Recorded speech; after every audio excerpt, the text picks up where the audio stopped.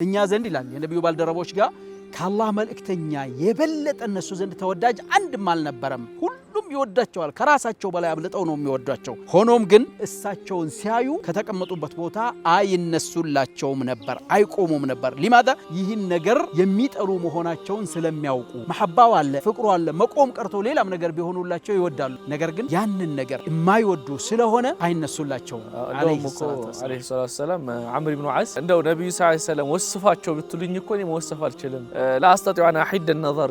اليه አተኩሬ እሳቸውን ማየት አልችልም በጣም ከማላቄ እሳቸውን የተነሳሉል ግን ሼክ መቆም ሲባል ግን ማጠቃላይ መቆም የሚባል ነገር እንግዳም ቢመጣ ምንም ቢሆን ክልክል ነው ወይስ አይደለም ለከበሬታና ለተዘሉል ካልሆነ ሁለተኛ ደግሞ አንድ ሰው ከውጭ ሲመጣ አንተ ሐፋዋ ማሳየት የሚገባ መሆኑንና